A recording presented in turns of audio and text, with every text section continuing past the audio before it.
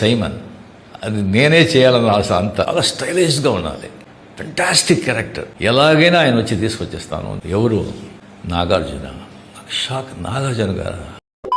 Hello guys, నిన్న మన కూలీ మూవీ ప్రెస్ మీట్ జరిగింది. అందులో నాగార్జున గారు అయితే చాలా విషయాలు చెప్పారు మూవీ గురించి. మోస్ట్ ఇంపార్టెంట్లీ ఆయన ప్లే చేసిన క్యారెక్టర్ సైమోన్ గురించి. సో కూలీ మూవీలో మిగతా టాప్ స్టార్స్ ని ఒప్పించడానికి లోకేష్ కనకరాజు గారికి పెద్ద టైం పట్టలేదు, కానీ నాగార్జున గారి క్యారెక్టర్ కి ఆయన ఒప్పించడానికి మాత్రం చాలా టైం పట్టిందని భయ్య. నాగార్జున గారి స్టోరీ విన్నాక లోకేష్ కనకరాజు గారు నాగార్జున గారిని ఆల్మోస్ట్ 7 times కలిసారంట భయ్య. ఎందుకంటే సైమోన్ క్యారెక్టర్ లో కొన్ని పాయింట్స్ మార్చమని నాగార్జున గారు చెప్పిన తర్వాత లోకేష్ కనకరాజు గారు ఆల్మోస్ట్ 7 times ఆయన కలిసి ఆ క్యారెక్టర్ ని ఇంప్రమైజ్ చేసి నాగార్జున గారిని ఒప్పించారంట. And Simon character most violent and stylish కాకుండా రజనీకాంత్ గారి క్యారెక్టర్ ని కూడా డామినేట్ చేసే విధంగానే ఉంటుందంట. అండ్ మనం ప్రీవియస్ వీడియోలో డిస్కస్ చేసుకున్నట్టు నాగార్జున గారి క్యారెక్టర్ నెగిటివ్ రోల్ లో ఉండబోతుందేమో అనుకున్నాం కదా. అదైతే నిన్న ప్రెస్ మీట్ లో కన్ఫర్మ్ చేశారు. కూలీ మూవీలో ఆయన రోల్ అయితే విలన్ అంట. బట్ మూవీ చూసిన తర్వాత తెలుస్తుంది ఆయన రోల్ ని ఎలా డీల్ చేశారన్నది. మోర్ ఓవర్ నాగార్జున గారు విలన్ కింద చేయడం కొంతమందికి ఓకే అయినా most of the Telugu audience కొన్ని సంవత్సరాలుగా ఆయన హీరోగా చూసి సడన్ గా విలన్ రోల్స్ అంటే కొంచెం డైజెస్ట్ చేసుకోవడం కష్టమే. ఇంతకీ మీరు కూలీ ట్రైలర్ చూసారా? ఏమనిపించింది? నాగార్జున గారు విలన్ కింద చేయడం యాజ్ అ తెలుగు ఆడియన్స్ గా మీకు ఓకేనా?